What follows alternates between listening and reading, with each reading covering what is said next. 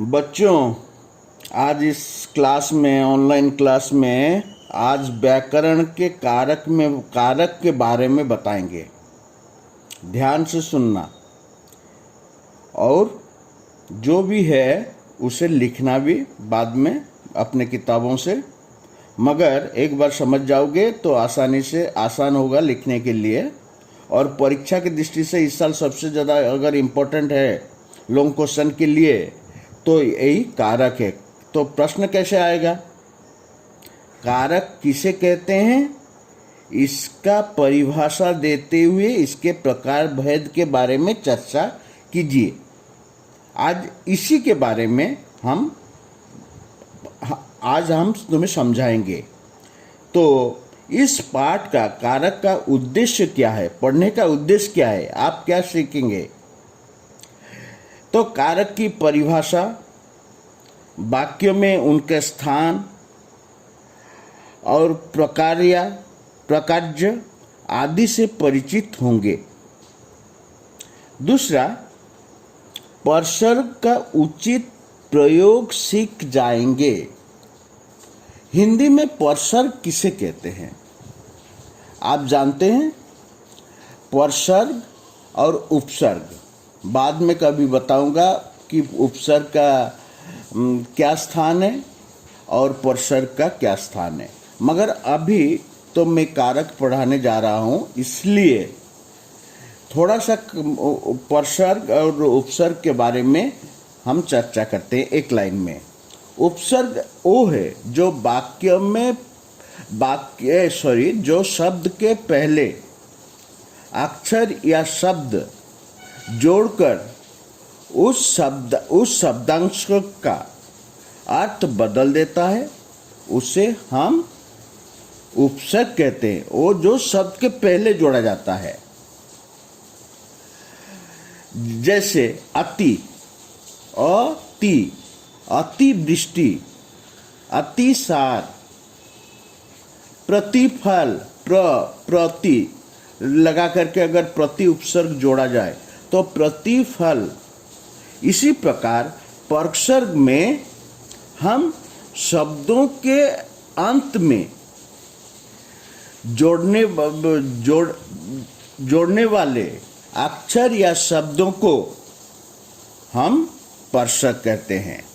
जैसे नी, ती, जैसे शक युक्त ती, शक्ति, नी। इसी प्रकार जैसे नी में कैसा होगा, जैसे आप विपरीत शब्द न प्रत्यय, जैसे कैसा होगा माली, उसको न प्रत्यय जोड़ने से क्या होगा मालिन। तो इसमें शब्द का अर्थ बदल जाता है, प्रत्यय उसी प्रत्यय को हम परसर्ग कहते हैं। तो परसर्ग के उचित प्रयोग हम सीख पाएंगे। तो आज हमारा जो विषय है कारक का संज्ञा क्या है, मतलब कारक का डेफिनेशन क्या है, कारक किसे कहते हैं। ध्यान से सुनो। संज्ञा या सर्वनाम के जिस रूप से वाक्य के अन्य शब्दों के साथ उनका संबंध सूचित हो उसे कारक कहते हैं। और एक बार सुनो। संज्ञा या सर्वनाम के जिस रूप से वाक्य के अन्य शब्दों के साथ उनका संबंध सूचित हो उसे कारक कहते हैं। अगर उसे थोड़ा सिंप्लीफाई किया जाए, साधारण अर्थ में कहा जाए, कारक का अर्थ है करने वाला। कारक का अर्थ है करने वाला। कारक कोई कार्य करता है। कारक जो है कोई कार्य करता है, इसीलिए कारक को करने वाला कहा गया है। तो समझ में आया ये किससे का इसके पहले मैंने जो बताया था कि संज्ञा या सर्वनाम के जिस रूप से वाक्य के अन्य शब्दों के साथ उनका संज्ञा के साथ संबंध सूचित हो उसे कारक कहते हैं। समझ में आ गया हो कि कारक का अर्थ है करने वाला, कारक कोई कार्य करता है।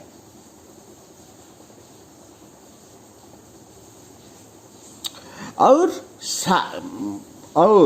कारक में और एक चीज जानना जरूरी है, जो शब्द परसर्ग युक्त होने से कारक बनता है। कारक अपने आप नहीं बनता है। कारक कब कैसे बनता है? जब शब्द के अंत में प्रत्यय को जोड़ दिया जाए। शब्द के अंत में क्या जोड़ दिया जाए? प्रत्यय को जोड़ दिया जाए, परसर्ग को जोड़ दिया जाए, तो उससे हम क्या कहते हैं? उससे कारक बनता है। जहां परसर्ग नहीं जुड़ता तो वो कारक कहलाएगा ना, नहीं। उसे कहा जाता है शून्य परसर्ग माना जाता है। उसे शून्य, जहां जिस कारक में प्रत्यय जोड़ा नहीं जा सकता उसे कहा जाता है शून्य परसर्ग। परसर्ग के सहायता के बिना कारक की अभिव्यक्ति नहीं किया जा सकता। और परसर्ग का अपना कोई अर्थ नहीं होता। जब वे शब्द से जोड़ने से उसका अर्थ निकलता है, वो कारक बनता है। एक परसर्ग में कोई कारक आ सकता है, उसी प्रकार एक कारक में भी कोई परसर्ग आ सकता है। एक परसर्ग में कोई कारक आ सकता है एवं उसी प्रकार एक कारक में भी कोई परसर्ग आ सकता है। इसके बाद हम देखेंगे कि कारक कितने कारक हैं, कारक के भेद कितने हैं। कारक हिंदी व्याकरण साहित्य में कारक का 8 भेद बताया गया है। हिंदी साहित्य में कारक का 8 भेद बताया गया है। इसे ध्यान से सुनो, क्या क्या है? कर्ता कारक, कर्म कारक, करण कारक, संप्रदान कारक, अपदान कारक, संबंध कारक, अधिकरण कारक, संबोधन कारक। इस कर्ता कारक, कर्म कारक, करण कारक, ये विभक्ति से जोड़े हुए, ये जो विभक्ति के स्थान पर परसर्ग लिखते हैं। कुछ लोग इसको जो विभक्ति आए, कर्ता कारक की विभक्ति है ने, कर्म कारक का विभक्ति है को, करण कारक के विभक्ति है से, संप्रदान कारक के विभक्ति है को, और एक के लिए, अपादान कारक के विभक्ति हैं से, संबंध कारक के विभक्ति है का, के, की, रा, रे, री, अधिकरण के कारक के विभक्ति हैं में और पर, और संबोधन कारक के हैं हे, अजी, ओहो, अरे इत्यादि। इसी प्रकार कारक और विभक्ति एक दूसरे के साथ जोड़े हुए रहते हैं, क्योंकि विभक्तियों का अपना अर्थ कुछ नहीं होता। जब वे शब्द से जोड़ते हैं तब उसका अर्थ निहित होता है। तो हमने बताया 8 कारक। क्या क्या बताया था? कर्ता, कर्म, करण, संप्रदान, अपदान, संबंध, अधिकरण एवं संबोधन। अभी हम एक के बाद एक कारक के बारे में हम चर्चा करेंगे।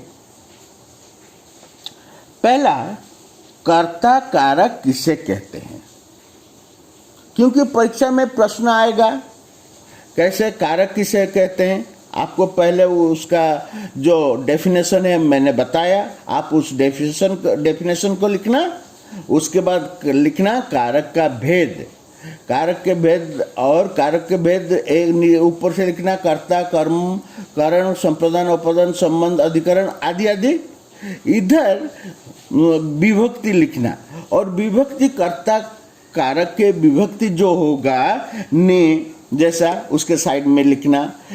इधर लिखना कर्ता, कर्म, कर्म के को इसी प्रकार नीचे लिखना। उसके बाद एक एक करके 8 कर्ता कारक के व्याख्या करना।